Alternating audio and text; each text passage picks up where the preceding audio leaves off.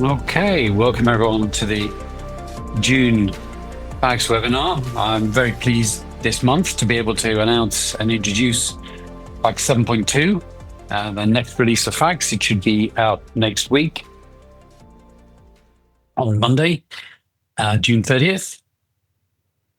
And what I'm going to do in this presentation is to run through the new features that we have introduced in this version of Facts.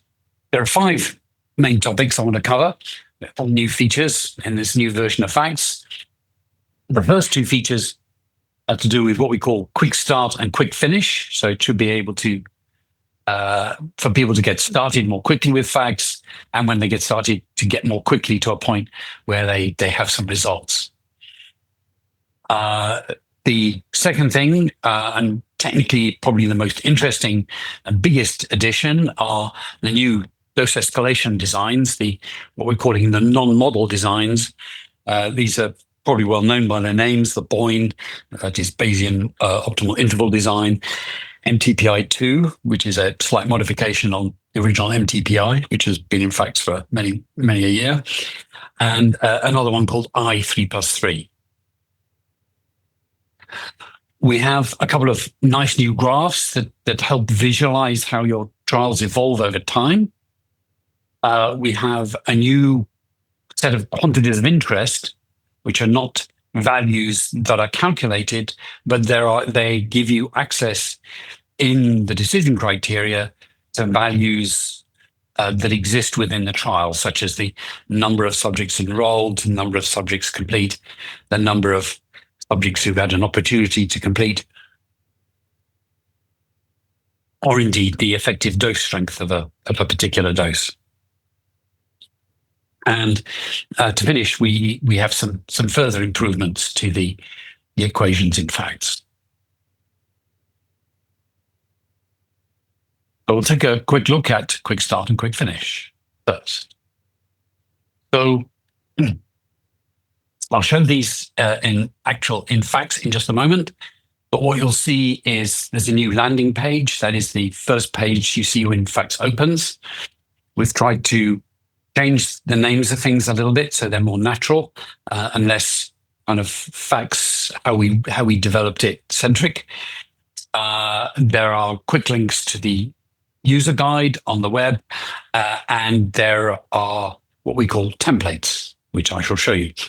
And then when you run the simulations, when the simulation's complete, as well as having a set of operating characteristics presented in the table on the simulation tab, you also pops a summary graph of the results.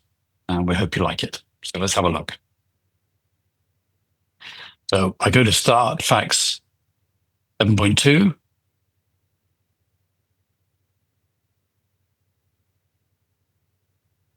Oh, something in the chat.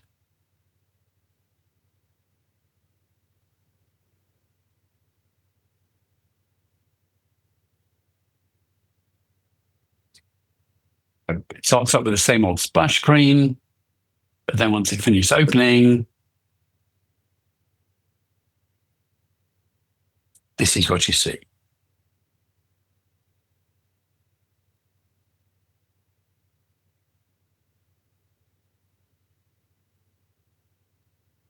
I think it's getting in the way again. That's better. Right. Hopefully you can see that fairly clearly. So down the side, you have, much as you have in the current version of Facts, you have the different types of design that you can start work on. But instead of calling it Facts Core, we've called it Phase 2 and Phase 3 designs or trial types. Instead of stage design, we've called it Seamless 2-3.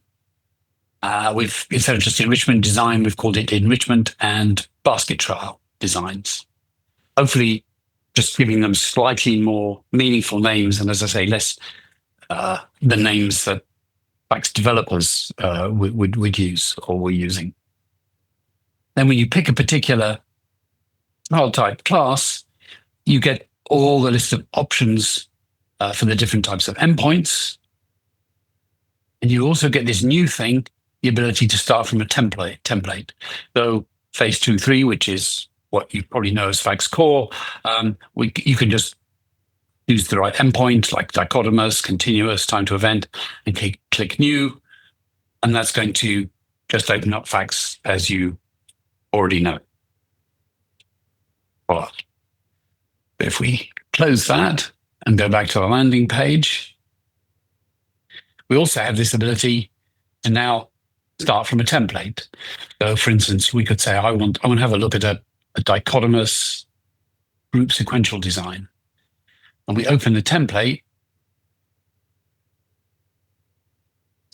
And what you have now is a facts design pre-filled out that implements a group sequential design. Now, of course, it's quite likely not to be exactly the group sequential design you want. There are things you will need to go and tweak. You might want to tweak what the boundaries are. You might want to tweak what we want to simulate, what the scenarios are, and consequently, what the sample size is, and when the interims occur. But what you will do is you will be able to see an example of a group sequential trial in facts, and B, you will by stepping through the various tabs, you'll see what's been necessary to set that up. So here we've created for instance, dichotomous. We've created a design which is looking at what is typically which you might call the expected response of 0.2 on control, and we've powered it for a response of 0.4 on the treatment arm. And we've got some other scenarios where we've tried varying the response up and down a little bit. So what if we get slightly less or slightly better response? We've got the null case where response is the same as control.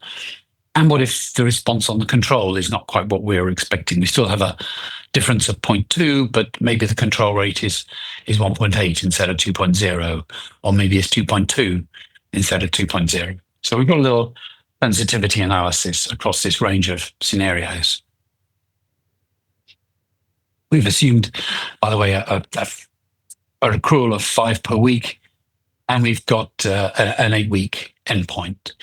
So there will be a little bit of overrun. There will be the expected sample sizes we'll see from the simulation results will be somewhat larger than a simple group sequential calculation will give you, because these will reflect the fact that at the point where we've got a certain number of subjects complete, we'll also have roughly 40 additional subjects who've been enrolled but not complete.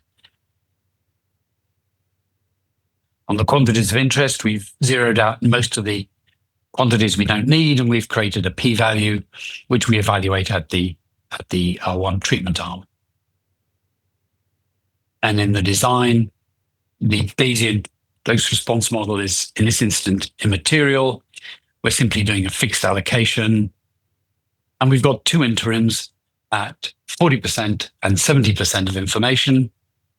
And we've set up boundaries using the p-value for both early futility and early success stopping based on some Huang-Shi-Dikani boundaries. I think where the gamma, the Huang-Shi-Dikani parameter is -3 for the futility case and -2 for the success case. And that gives us a final p-value, adjusted p-value of 0.0203. So as you see, I've entered nothing. I could just click on open template, and I could come straight to the simulate page and run the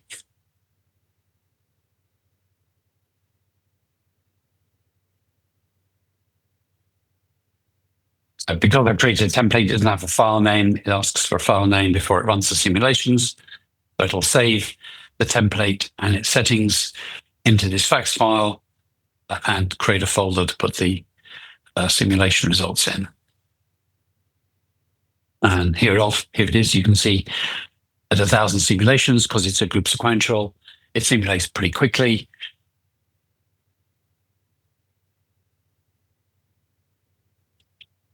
And there we are, in the proportion of overall success, we can begin to see the power of the design under different circumstances.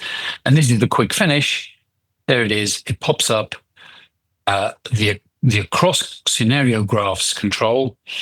And we've made sure that and it displays by default the top graph in the list.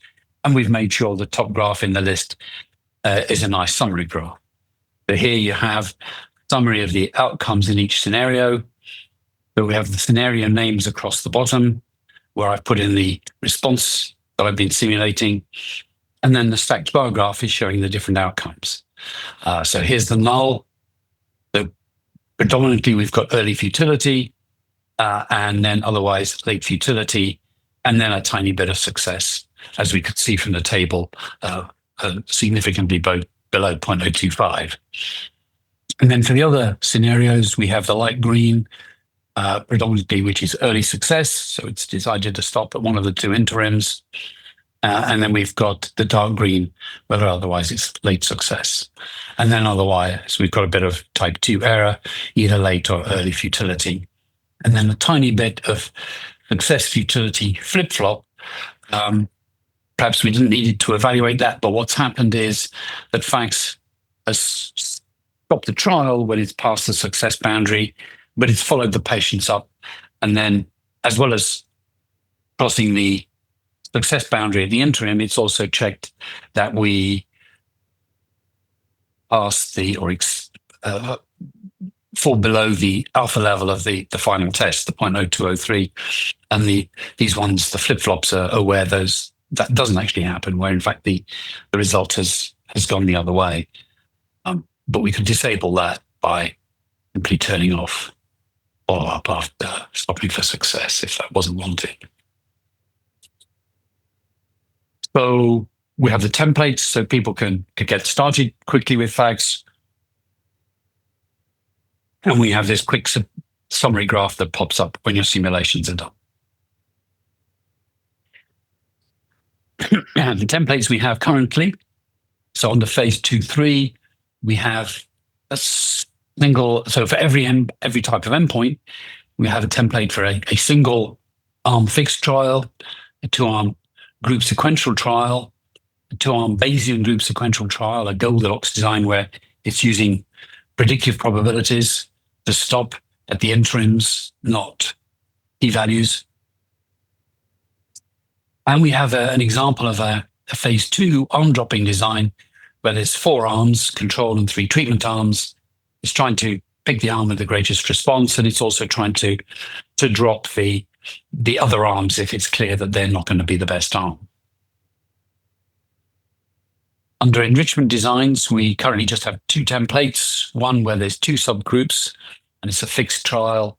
And the question is, do we succeed in the biomarker positive alone, or do we also succeed in the biomarker negative subgroup? And then there's more of a basket trial design where there's 5 subgroups, and the design uses the borrowing across the groups, both for the treatment effect and for the estimate of the response on control. So it gives you an example of using that borrowing. In the stage design, there's just one template. This template is based on the 4-arm phase 2 arm dropping template of the same endpoint.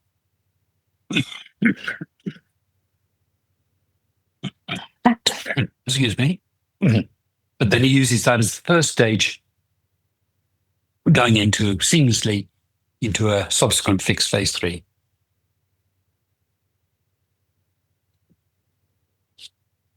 On the dose escalation designs, we've got one each for BOIN, mTPI 2, I3+3, and the CRM using 6 doses. And then there's an additional design for the CRM where the 6 doses is expanded to 11 by the insertion of intermediate doses.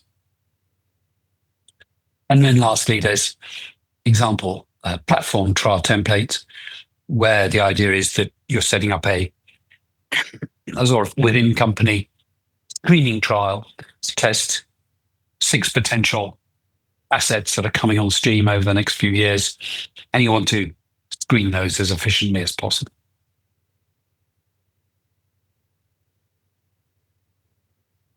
We're going to be now, of course, these are just fixed templates. They give you an idea of what needs to be set up for this kind of trial, but they're unlikely to be exactly the trial you want. You will have differences in number of arms, number of doses, expected response on the endpoints, and so on. What we will be working on, and initially,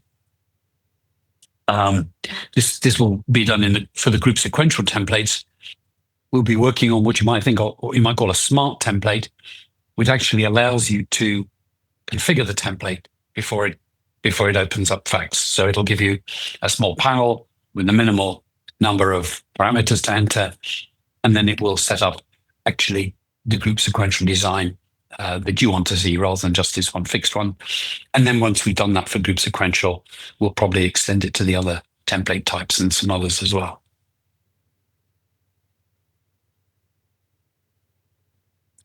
So that's the quick start, quick finish. Now, the dose escalation non-model designs, we're calling these non-model because they don't use a dose toxicity model across the doses to estimate the toxicity response. Arguably, they have a model per dose, typically just a beta binomial. But that's quite distinct, and they're just taking decisions based on what they see at the current dose, not modeling across all the arms. Now, previously, there was just 3+3 and mTPI in facts, but now we have the full range, BOIN, mTPI, mTPI2, I3+3, as well as 3+3. And these are all in the same facts engine. So if you want to compare and contrast between these, you don't have to re-enter everything. You simply change which method you want to use and save that as a different file.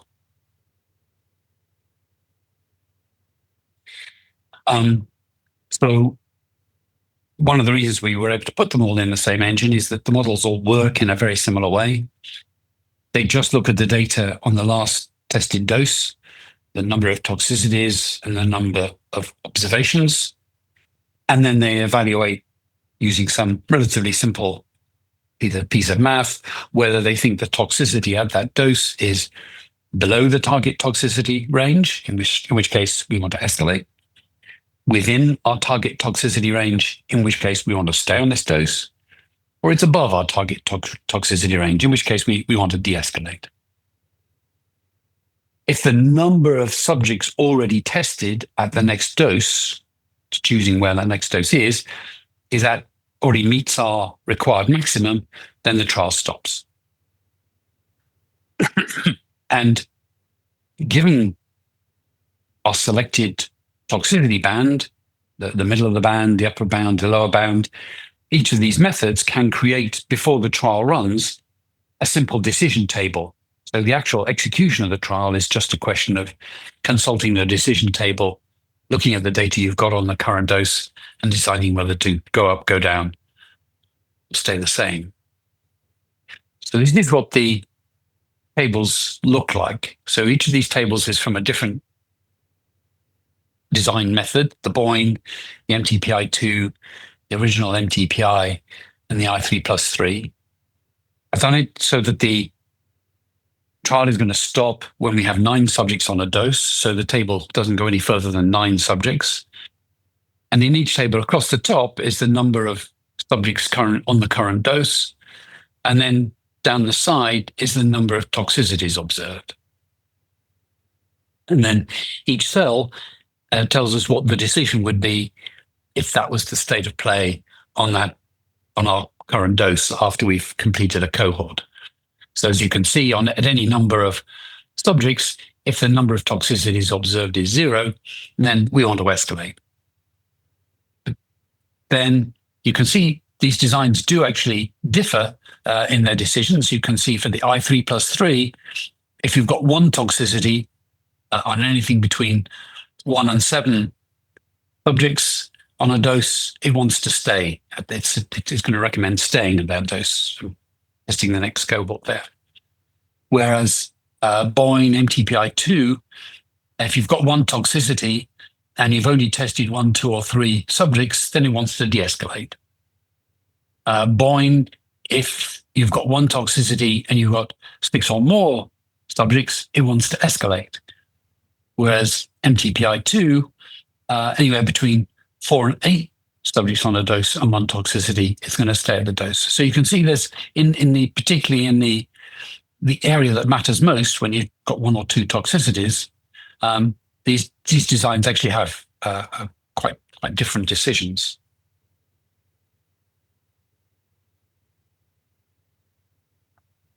And just to note, part of the BOIN methodology is that what you do is you specify your target toxicity rate and it computes the bounds. It has some notion of what the optimal bounds would be for choosing that dose. So it's actually using a range of 0.135 to 0.315 and not just 0.15 to 0.3.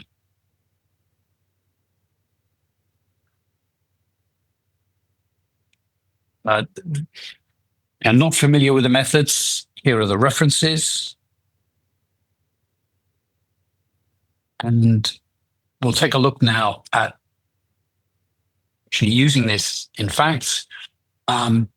We think, although there are implementations of these out there,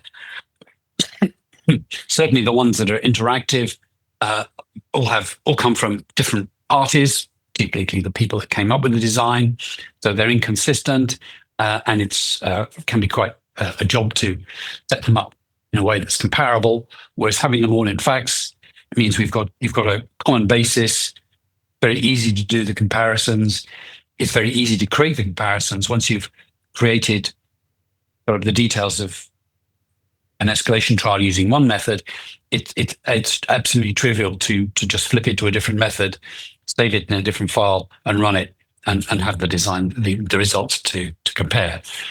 We've got, of course, quite nice graphs built into facts, and also facts has got the habit of outputting very detailed simulation results for a very detailed exploration of how the designs have differed. And then also,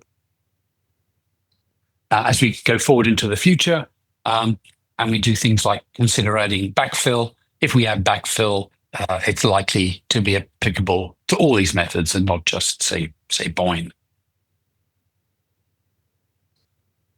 So I can demonstrate this quite quickly using the templates. If I go for dose 1 dose escalation and the rule-based, I can get up a BOIN example very quickly. So you can see we start by just specifying the doses and the dose name. So these methods have no notion of dose strength. They just treat each dose as being equally spaced. But I've used the name, particularly for comparison to doing this design in the CRM. And then we've got some response profiles. So what these templates have done, I've taken an example where in the CRM, I've created scenarios with an 11 dose range where I've got intermediate doses between the ones actually being used by these examples. And then each one. So we've got a different scenario where the correct selected dose, if you like, the dose closest to the target toxicity, is a different strength in each case. And the scenarios either have an F after them or an S. And the S means the toxicity slope is quite steep, as you can see here. And the F means the toxicity slope is quite flat. And with the steep scenarios, we're expecting these methods to do very well at selecting the right dose because the doses either side are quite clearly different and outside the range. Whereas in the flat scenarios, it's going to be a lot more problematic. To find the right dose, we'll see quite a lot of selection of the doses either side because they don't differ from the target by very much. And then lastly, we come to the design tab. And here's our drop down where we can select which method we're using: BOIN, mTPI2, mTPI, I3 plus 3, 3 plus 3. And then what we select here varies very little depending on the design. So for instance, if I simply went to the mTPI2, you can see we've lost some options, but otherwise we're specifying the same maximum number of cohorts, the cohort size. A feature I haven't mentioned so far, this maximum probability that the dose exceeds the target toxicity. You can set this this sort of upper bound. If the probability that the toxicity exceeds the target exceeds 0.95, then it's going to not only will it say de-escalate, it will say de-escalate, and no matter what you see on the dose below, then re-escalate back up. So the DU and the red cells are de-escalate and do not return. This is we specify the maximum number of subjects we want tested on the final dose. So here it's 9 subjects. If we made it 12, you can see the table resizes to take into account the additional columns. One thing to bear in mind is that, of course, although the table shows the decisions for any number of subjects up to the maximum, as we're testing cohorts of 3, in practice, we're only going to be using, in the simulations, the column with 3 subjects, 6 subjects, and 9 subjects.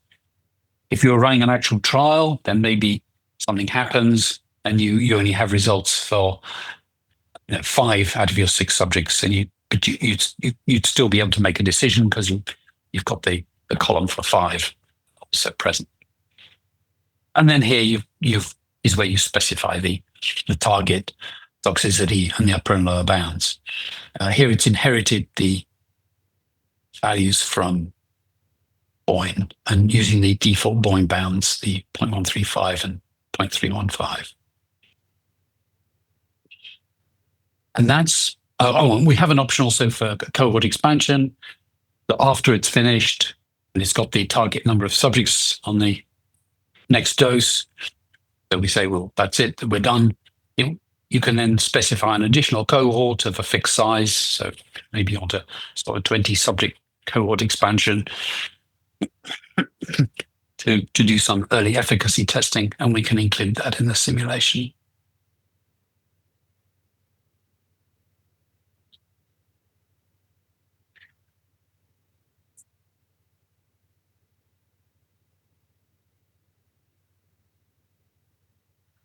And because of these require very little analysis, as you can see, the simulations are done very quickly. And again, we get a nice summary graph at the end, so we can see how things have panned out. Here, the outcome graph is showing for each scenario histogram of how often each dose was selected as the MTD at the end of the trial. And then the different bars are colored according to the toxicity that's being simulated on that dose.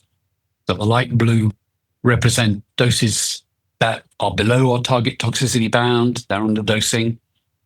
The dark green is for doses whose toxicity lies within the target band. The orange is for doses that lie slightly above the target band, and the red is for doses with unacceptable toxicity. And you can see where there is a target dose, it's got it receives the maximum number of selections.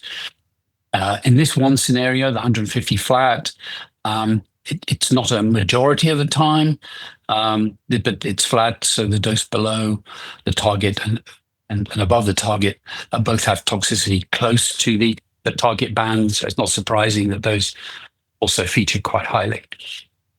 And we can very simply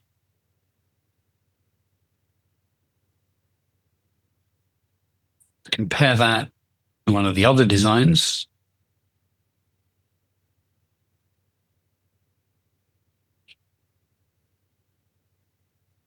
We can compare it to mTPI 2, say.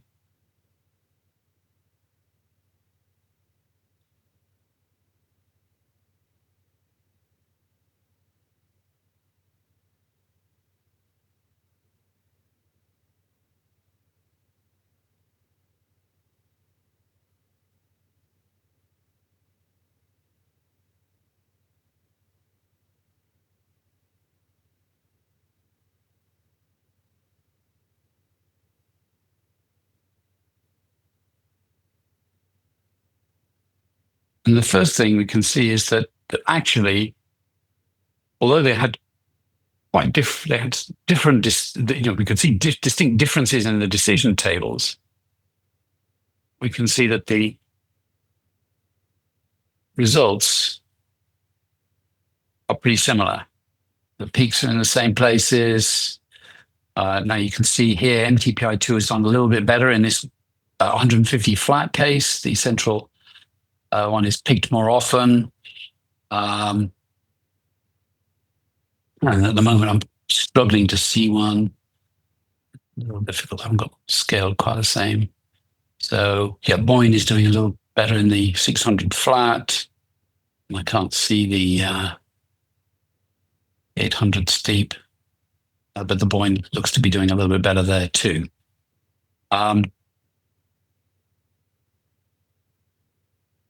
If we actually go to the, actually pick a case, say the 300 steep, we can look at how they've actually behaved.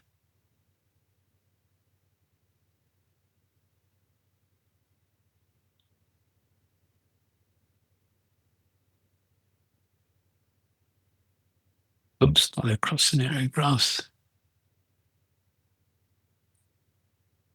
I'm looking at the allocation and toxicity history graph. This one's a little bit different. Yeah, it looks a little bit different because it's got I added the expansion cohort in the end. You can see that here in the mTPI 2, when we had a toxicity on the very first dose, so we got, this has got actually simulating very low toxicity here. So we got a little bit unlucky. It's taken an allocation of 9 subjects to that dose before it's happy to escalate, whereas the BOIN was happy to escalate after just 6. We have a slight difference in the data then at this dose after de-escalating, after seeing a toxicity at 200. But you can see again that the mTPI 2, because of this one toxicity at 200, was more cautious. It stayed there before escalating to the 400 dose, whereas BOIN escalated more quickly, saw the toxicity and de-escalated.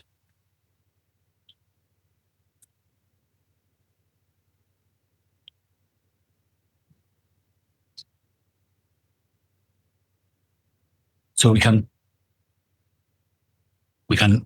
look at more histories. Again, here the behavior is actually identical between the two, except for the cohort expansion, which I haven't specified on the mTPI.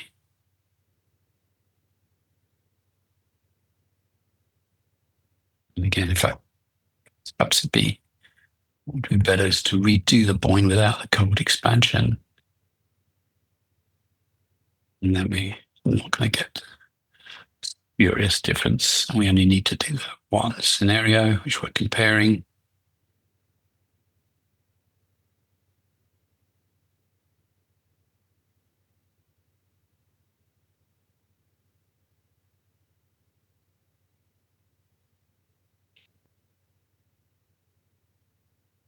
So now it's more obvious that the two are actually behave in this sequence of data. The behavior is actually identical.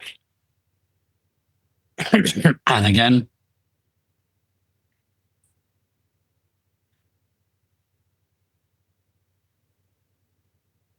the real difference seems to be when we've got 1 out of 6 and the mTPI 2 doesn't escalate and the BOIN does. But if that doesn't arise, then the behavior seems to be pretty similar. So here's one where we see that difference. So here, the mTPI saw that 1 out of 6, 3 plus 3 non-toxic, 1 toxicity in the second 3, and it requires another cohort on the 200 dose before it'll re-escalate. Whereas with the BOIN, 1 toxicity out of 3, given we already had 3 non-toxic, it was happy to re-escalate. And then after that, of course, the data sequence diverges.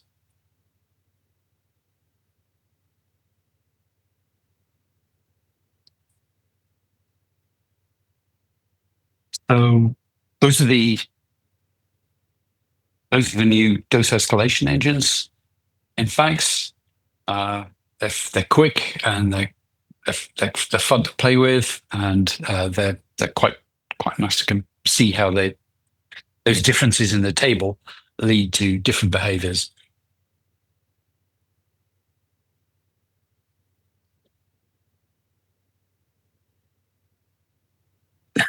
We added 2 new graphs across the core engine and the stage design. And these graphs are for looking at how things evolve over time during the simulations. The first graph allows us to look at the values, the quantity of interest over the interims. And the second graph allows us to see a single simulation, but how much data how many patients we've enrolled at the interims, how much data is available at the interims, as well as the value of a particular quantity of interest. We just take a look at that.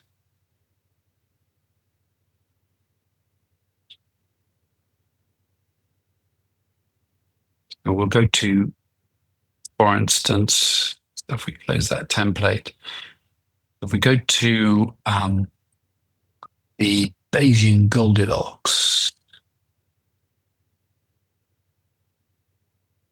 So this is set up like the group sequential example, except we're using the predictive probabilities of success at current enrollment and trial maximum in order to use whether to stop enrollment and follow up in the expectation of success, or stop for futility because we believe even if we went to the end of the trial, it would now be very unlikely for the trial to be successful. One of the features of using this kind of endpoint is that we can get quite nice behavior just by setting the same threshold throughout the trial. We don't have to vary it from interim to interim. But here, in this example, if the probability of success at the trial maximum is less than 5%, then I want the trial to stop for futility. And if it's greater than 95%, that it will be successful if I follow up, then I will stop enrolling and follow up.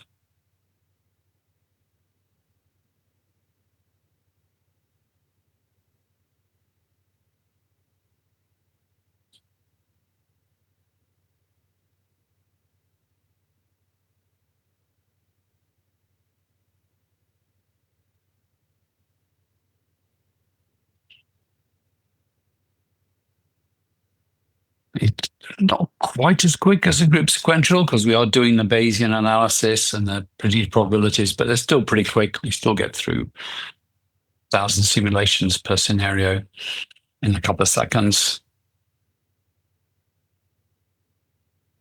And you can see here we have indeed got an error appears to be being controlled below 0.025. One of our sensitivity analyses with a lower response, we've got a power of about 75%. A different sensitivity analysis, we've got a power of 90%. Here's a response of 0.4 and a control of 0.2 is where we were targeting. A response of 0.9, we're seeing a response of 0.88, which might be 0.9, but just differing by simulation error.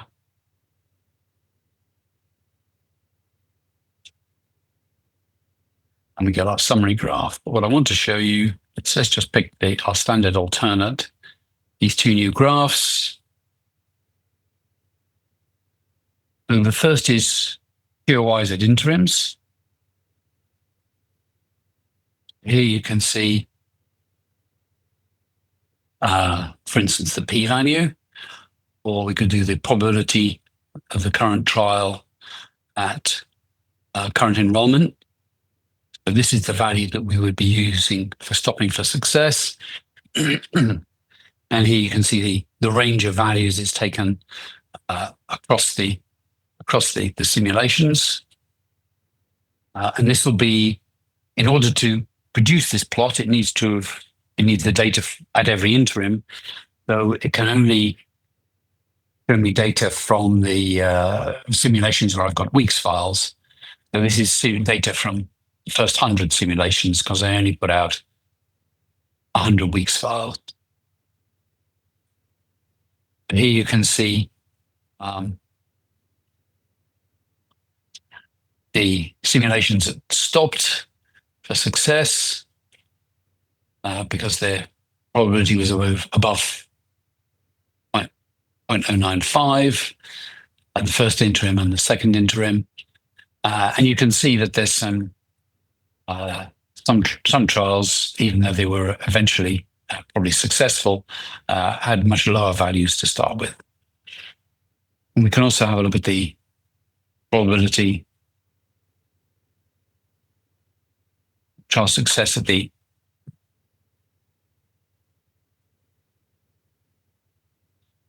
full enrollment. The value we used to determine stopping for utility, and you can see we had a few down here below 0.05, even though this is a success scenario that we're simulating. And you can see that certainly at interim 1, if we'd raised that value, that threshold much higher than 0.05, we'd be picking up other potentially successful trials and stopping them in error at the first interim. At the second interim, there's far fewer trials with a low probability of success, and actually we could have made that threshold a bit more aggressive without any introducing any additional type 2 error.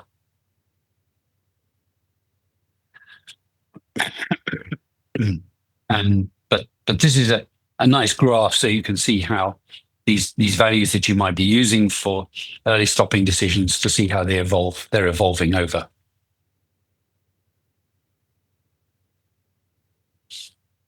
time. Oops.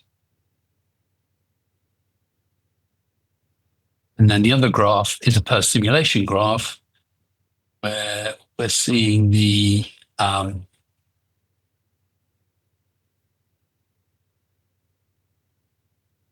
interim info.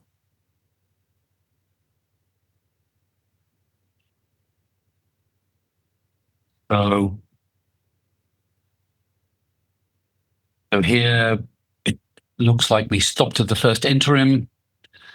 So we've only got data. So we've only, yes, because we stopped enrolling here. The yellow line is the number of subjects enrolled. The green line is subjects complete.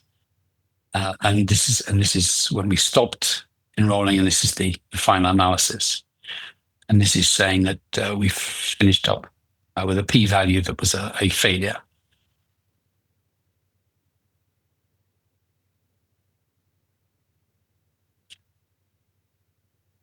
Look at probability of current success.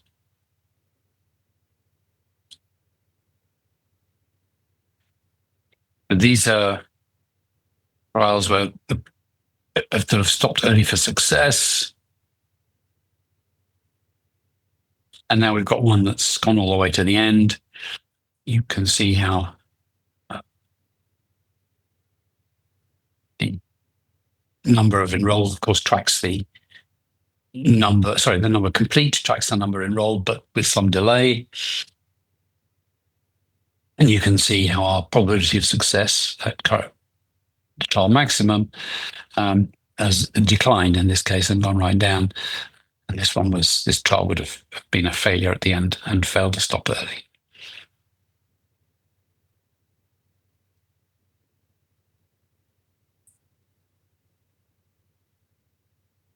So we hope you find those useful. I certainly think this first one is. The second one, I think, may be more useful when we get it so that we can also get averages, so you can see a collection of different enrollments and different numbers of complete, rather like this one, which I rather like, where you can track the whole spaghetti plot of QOIs over time.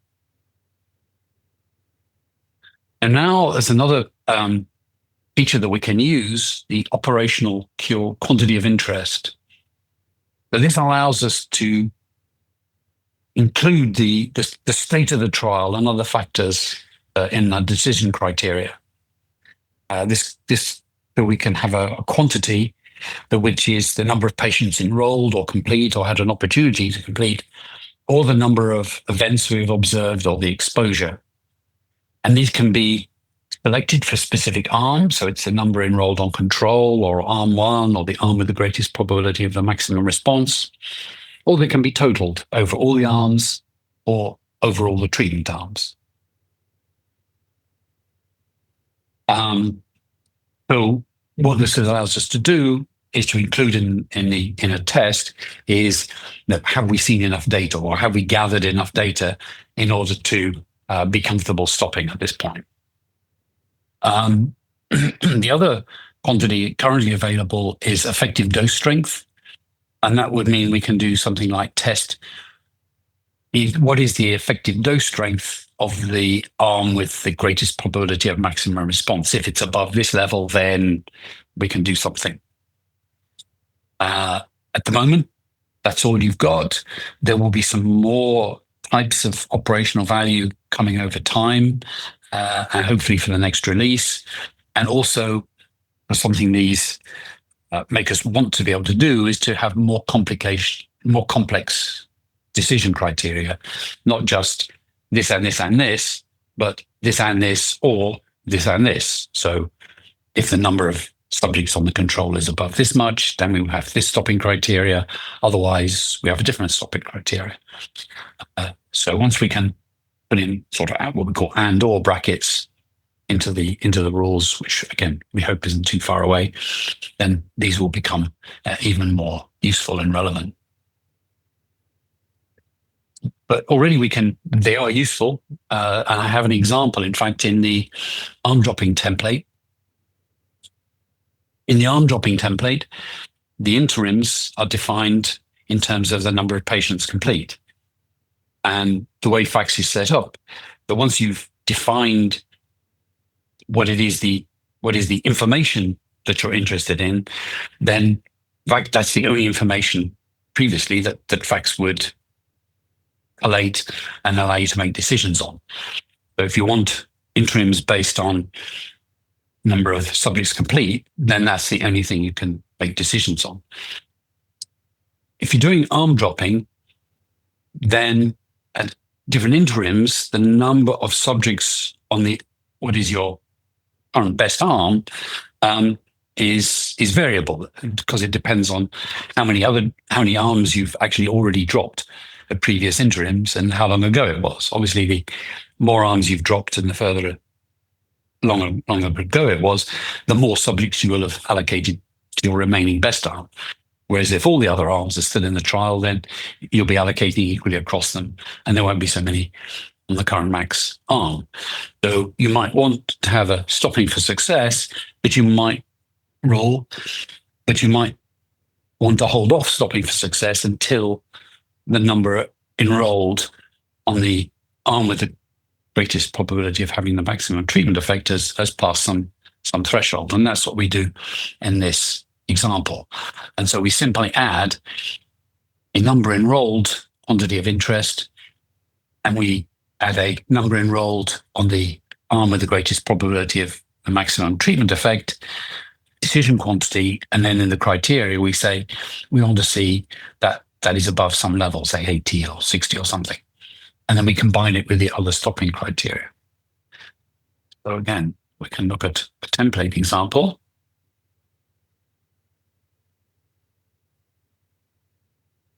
So if we look at the 4 arms arm dropping design with a continuous endpoint. So the maximum sample size is 240. So in a fixed design with my 3 treatments and control and equal allocation, I'd have I'd have 60 subjects enrolled on my best arm. So I might want to say in my early stopping criteria that I won't stop for success unless I've got met that target of 60 subjects, because I want other data on the arm I pick. I want safety data or secondary endpoint data. So I don't just want it to do very well. I also want to make sure I've got enough data on it. So in the quantities of interest tab, we've got a new class of quantity of interest where we can specify that we're interested in the number of subjects enrolled, or the number of subjects complete, or complete with number of subjects complete with opportunity to complete, or effective dose strength. And then, having created that, we can create a decision quantity, which arm or collection of arms are we interested in.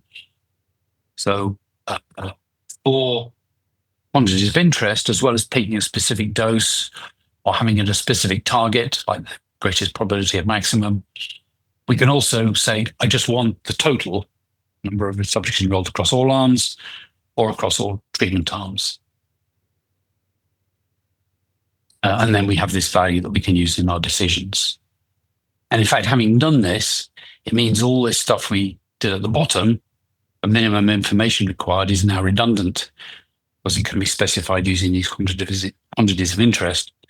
So expecting the next version of facts for these boxes down the bottom to be to disappear, because it can be done through this fashion.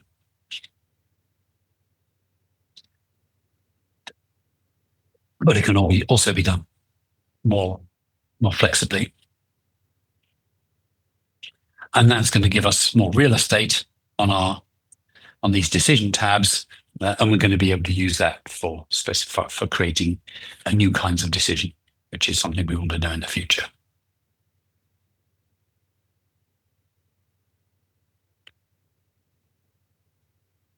And lastly, we already started this in FACS 7.1 and 7.1.1, and we have these. We've taken the equation text on the dose response tab and the longitudinal modeling tab, and we've improved the text here. We've got some, and not just equations, but some additional text, explanatory text. We've made the equations more consistent, and we've made them more dynamic so that they reflect whether you've got an active control arm or not, whether the control is included in the model or not. As you change those things, so the text updates accordingly. And also, if you right-click on the text, the PDF viewer opens, and you get an enlarged version if some of the suffixes aren't clear. When this is now being implemented consistently in FACS Core, the phase 2 and 3 designs, FACS Stage, seamless 2-3 designs, and FACS platform trials for both the dose response, all the dose response models, and the longitudinal models. So here, in this panel here, we've got this improved and additional text. And as I said, if we right-click on it, it comes up in a PDF. And if we were to choose to do that, to change this to something more complex, then we get the full complicated description. And again, we can see that perhaps a little more clearly in the PDF viewer. And if we let's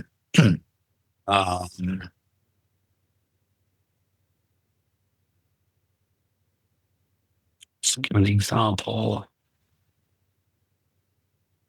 Yeah, so if we do something like take the control arm out of the model, then the text updates accordingly. If we had an active comparator, again, the text is now updated accordingly to include the active comparator. Okay.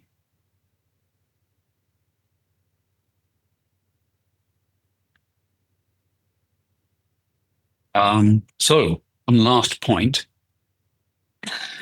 the ordinal endpoint of phase 2 and 3 designs, so the ordinal endpoint in FACS core, is available in beta. It's not